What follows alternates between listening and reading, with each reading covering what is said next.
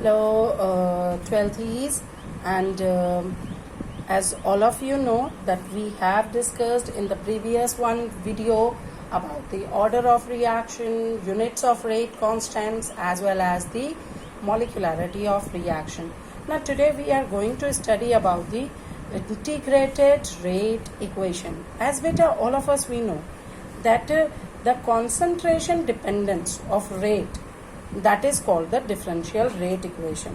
लेकिन and every time it is not convenient to determine instantaneous rate by determination of slope of the tangent at point t in concentration versus time plot.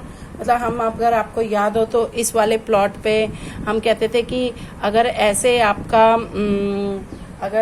आपका rate जा रहा है, decrease हो रहा है, तो किसी भी पॉइंट पे टेंजेंट बना लीजिए और उस टेंजेंट के थ्रू आपका क्या करेंगे, स्लोप, ये इस तरीके से स्लोप कैलकुलेट करके और फिर वैल्यूज को फाइंड आउट करिए इंस्टेंटेनियस रेट की. ठीक है बेटा. So it is not possible and so to make this difficulty easier we determine the rate law and hence the order of reaction. So अब ये बहुत ज़्यादा difficult होता है, तो इसलिए हमने क्या किया कि every time it is not possible in each and every numerical or situation to draw the tangent and then find out the constant and rate law value. तो इसलिए हम लोग क्या करते हैं that we integrate the differential rate equation which gives a relation directly between the measured experimental data. That means that is the concentration at different time and rate constant. ठीक है. So इसके लिए integrated rate equations जो होती हैं that are different for reactions of different reaction orders, and we are going to discuss one by one. Today we are going to discuss only the zero order integrated rate equation. तो हम आज उसको how to derive it, how to come up the formula of the for integrated zero order rate equation, that we will see. ठीक है. तो हम zero order rate equation पे बात करेंगे. ठीक है. तो सपोज कंसिडर करते हैं जीरो ऑर्डर रेट इक्वेशन का मतलब क्या है. Zero order reaction means the rate of reaction is proportional to the zero power of the concentration of reactant. तो इसका मतलब अगर मैं कंसीडर करती हूँ कि R गिव्स अ P, माने रिएक्टेंट गिव्स अ प्रोडक्ट, तो इसके लिए रेट कैसे लिखेंगे बेटा. Obviously rate will be minus the change in concentration of reactant with respect to change in time. यही होगा विच इज इक्वल्स टू, अगर रेट लॉ की बात कर रही हूँ तो minus the concentration is equals to K into concentration of reactant raised to the power stoichiometric coefficient. That stoichiometric coefficient is order of reaction. So order of reaction कितना है, 0 है, तो minus dr by dt is equals to K into concentration of reactant 0th power, है ना, यही बनेगा. ठीक है. और माइनस मैंने क्यों लिया बेटा, क्योंकि रिएक्टेंट की चेंज इन कॉन्सेंट्रेशन, या हम कह लें rate of disappearance of reactant ले रहे हैं. ठीक है. तो इज इक्वल्स टू, आपको मालूम होगा x raise to the power 0 is always considered as 1. तो हम ये कह सकते हैं कि any quantity which is raise to power 0 that is equals to unity. ठीक है जी. तो यहाँ पे वैल्यू रखिए, rate is equals to minus d r by d t is equals to k into r naught, कितना हो जाएगा 1. जैसे कि x की पावर 0 इज इक्वल्स टू 1, तो r की पावर 0 इज इक्वल्स टू 1, तो k इंटू 1 हो गया. तो यहाँ से बेटा हमने सिंपली ये करा कि dt को मैं एक साइड ले गई, दूसरी साइड ले गई, so it becomes minus d r is equals to k d t. अब मुझे ये क्यों करना था, क्योंकि मुझे चेंजेस देखने थे, स्मॉल चेंजेस. मैं इंटीग्रेशन लगा रही हूँ. सो इंटीग्रेशन लगाते हुए मुझको क्या करना है, चेंजेस को अलग अलग, दो डिफरेंट उस पर आ रही है ना, क्वांटिटीज पर मेरा चेंजेस है. सो मैंने रिएक्टेंट को एक साइड कर दिया और dt को दूसरी साइड कर दिया. Now apply integration on both sides. तो लिमिट्स तो है नहीं इसकी कहीं पे भी, है ना, लिमिट्स नहीं है. तो अब हम क्या करेंगे, when we integrate both the equation then k is the constant value.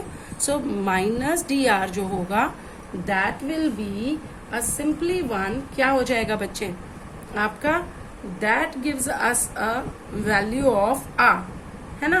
So after integration ये क्या दे देगा, आर दे देगा, ये दे दिया concentration of r is equals to k d t को करोगे तो के ही रहेगा, डी टी चेंज हो गया और it gives us the value of T.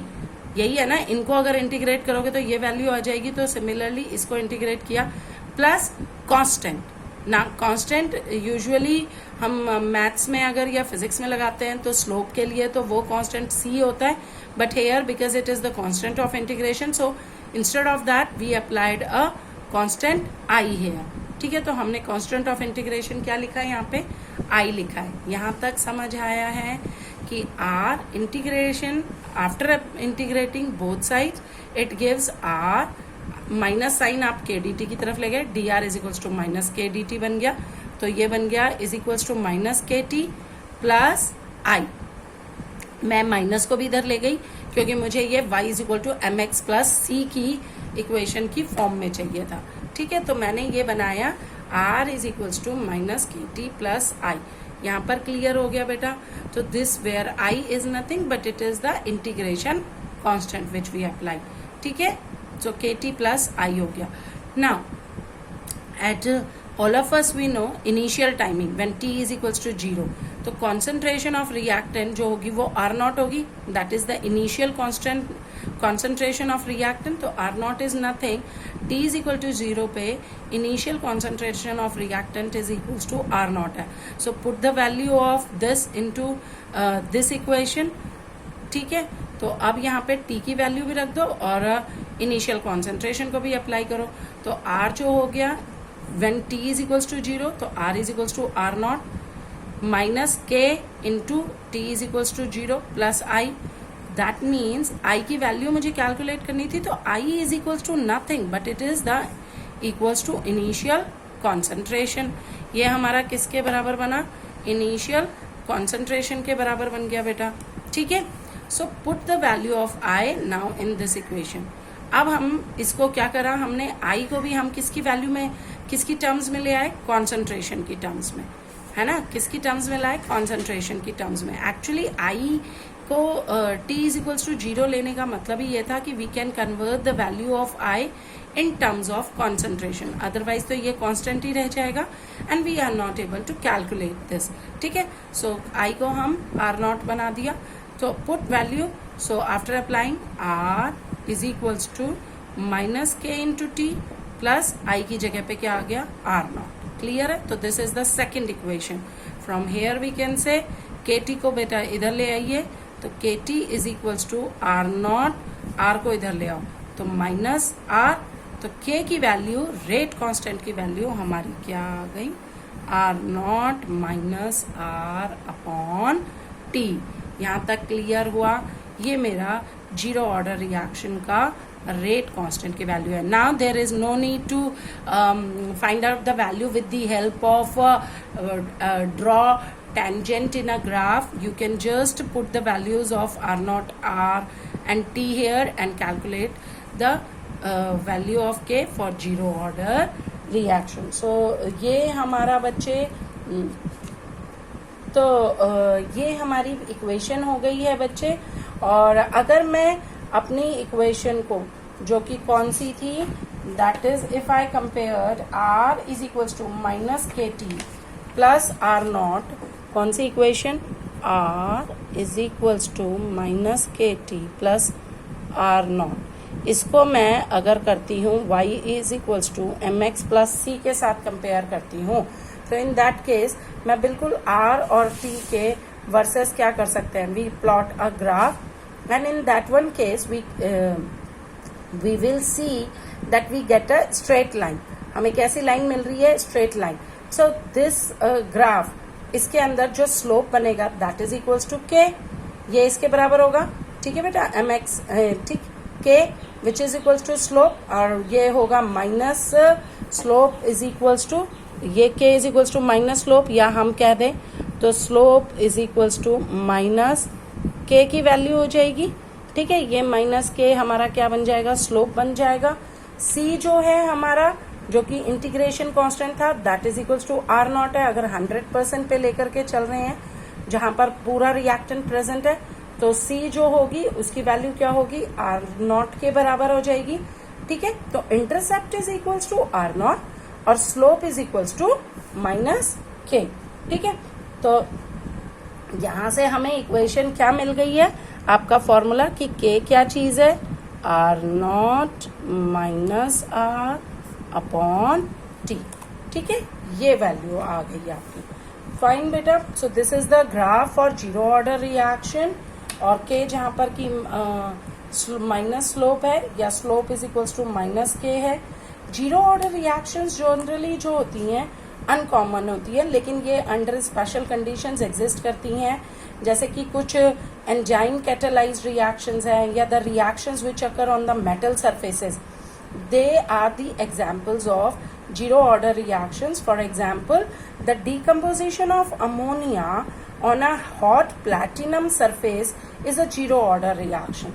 ठीक है बेटा, तो अगर ये in which nitrogen and hydrogen gas is released, rate is equals to क्या हो जाएगा, K into concentration of ammonia raised to the power 0, तो that is equals to K into 1, तो रेट यहाँ पर K के बराबर हो गया। सिमिलरली इस रिएक्शन के अंदर बेटा प्लैटिनम जो है वो कैटलिस्ट की तरह एक्ट करता है, और हाई प्रेशर पे मेटल की सरफेस पे क्या हो जाएगा, द मेटल सरफेस जो होती है वो कम्प्लीटली सैचुरेटेड हो जाएगी अमोनिया मॉलिक्यूल से, और इसलिए फर्दर चेंज इन रिएक्शन जो होगा सरफेस ऑफ कैटलिस्ट पर जो होगा that will not take place, and that's why it is independent on the concentration of ammonia. तो उस पर डिपेंड ही नहीं करेगा भाई, उसकी सरफेस पे वो डिपॉजिट हो गई तो अब जितना मर्जी और अमोनिया आए उस पर फर्दर रिएक्शन नहीं होगा, क्योंकि एक लेयर बन गई है अमोनिया गैस की मेटल प्लैटिनम की सरफेस पे। ठीक है, so that's why this is known as a zero order reaction. Similarly thermal decomposition of hydrogen iodide on gold surface, ये गोल्ड की सरफेस पे होता है बेटा, ये किसकी सरफेस पे है, Au की सरफेस पे करवाया जाता है। तो Au की सरफेस पे अगर हाइड्रोजन आयोडाइड जो होगा वो भी क्या हो जाएगा, डिपॉजिट होगा, और फर्दर डिकम्पोजिशन आप चाहे कितना मर्जी हीट अप कर लो, हाइड्रोजन और आयोडीन में कन्वर्जन नहीं होगा। So rate is equals to K into independent on the hydrogen iodide concentration, so it is equals to K into 1, और रेट हमारा क्या हो गया, K हो गया।